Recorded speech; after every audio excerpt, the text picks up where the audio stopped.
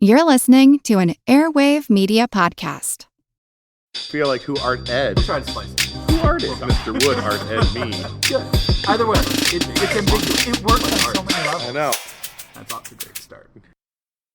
Welcome to Who Arted, weekly art history for all ages. I'm your host, Kyle Wood, and today we're going to be looking at Henri Matisse. Henri Matisse was born in northern France on December 31st, 1869. His father was a successful grain merchant. In 1887, Henri was well on his way to a successful, respectable career when he went to Paris. He was going to study law and was actually working in that arena for a while, until the age of 20 when he had appendicitis. His mom gave him a paint set so he could have something to do while he recovered, and he decided to become an artist.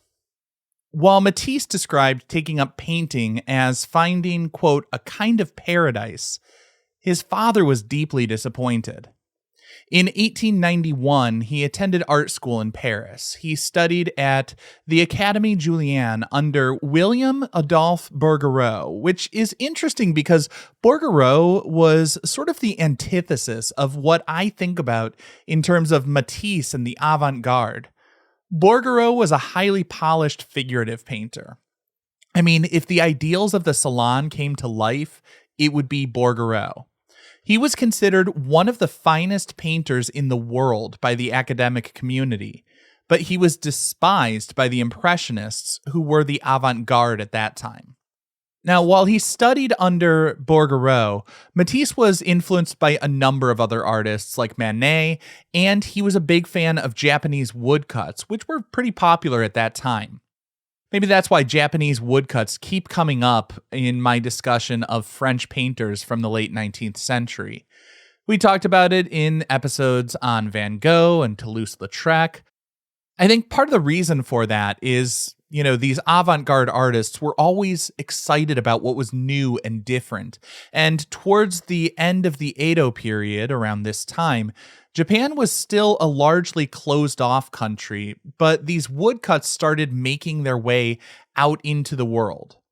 Now, Katsushika Hokusai is probably the most famous of those ukiyo-e artists, and that's partially because his work is just objectively awesome, but also he had distribution deals, so his work was just more widely circulated than many other people's. If you want to learn more about Hokusai, Van Gogh, Lautrec, and lots of other artists, check the show notes. I'll put a few links in there.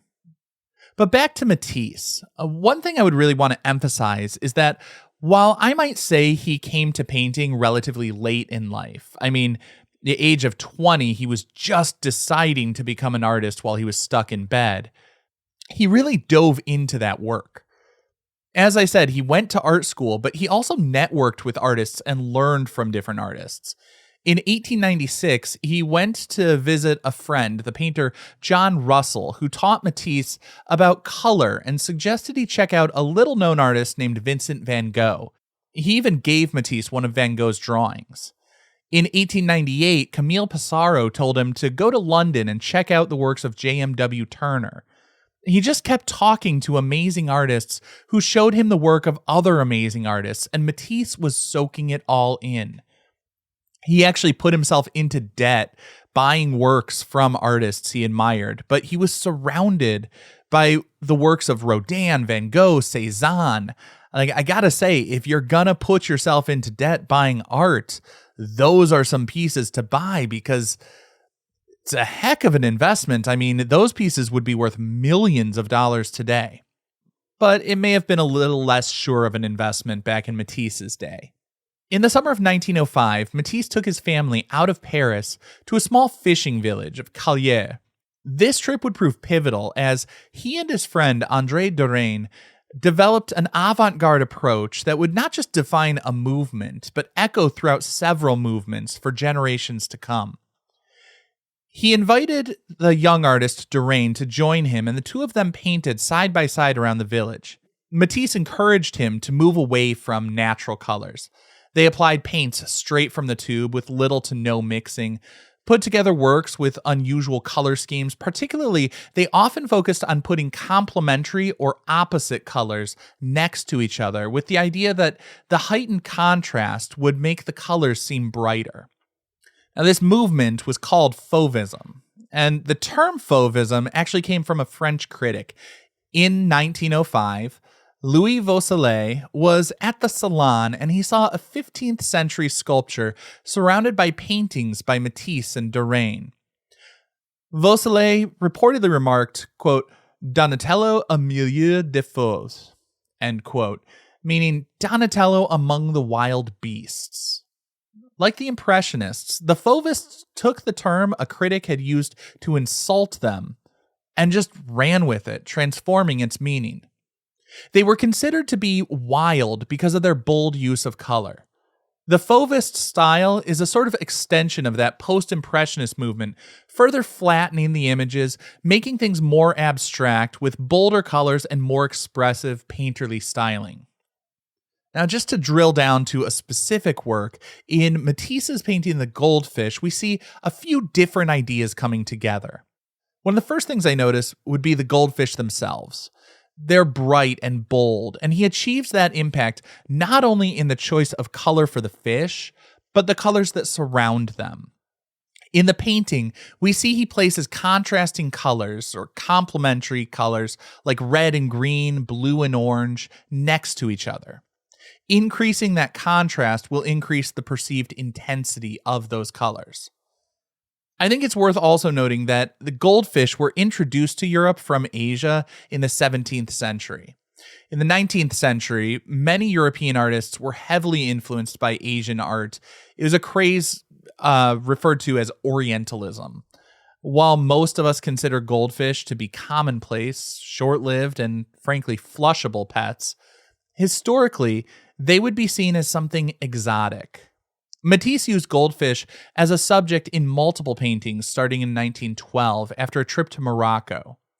Like a lot of Europeans visiting northern Africa, he interpreted different cultural norms as evidence that people there had a more relaxed, contemplative lifestyle. In art history, there's a recurring theme of paradise lost, as people in modern society long for what they imagine to have been a simpler life in some bygone era. Matisse used goldfish as a symbol of that peaceful, more mindful way of being. He had noted that the locals would sit for hours and daydream as they looked into their goldfish bowls. Matisse dreamed of making art that was, quote, a soothing, calming influence on the mind, something like a good armchair that provides relaxation from fatigue, end quote. I would say the goldfish kind of hits that mark. It's also got a bit of a dreamlike quality. The space is flattened and becoming more abstract. Matisse plays with perspectives, showing us a top and side view of the fish. He painted the tabletop as if it were tilted, making it hard to imagine that it's actually bearing the weight of that fishbowl. I mean, really nothing seems to have mass. He simplifies, distorts, and abstracts the plants so they become a pleasing decorative element, melting into the background like a wallpaper. This ambiguity of space is what made some of Matisse's most brilliant works stand out. Just as in his Red Studio or in the Dessert, Harmony in Red, he paints us a picture with familiar objects, but as our eyes begin to move away from that central focal point, the real world seems to drift away, and we're left in this soothing, abstracted space. As my eyes follow the curved lines and organic shapes in the floral design, it creates a sense of movement, much like the graceful swimming of a fish around the bowl. As Matisse intended, the work's relaxing, with a calming influence on the mind. This concludes this week's episode of Who Arted, part of the Airwave Media Podcast Network. If you found this tolerable, please leave a rating or review on your favorite podcast app. You can find images of the work being discussed this week and every week on social media at Who Arted Podcast on Twitter, Instagram, and TikTok, and of course on the website whoartedpodcast.com. Podcast done.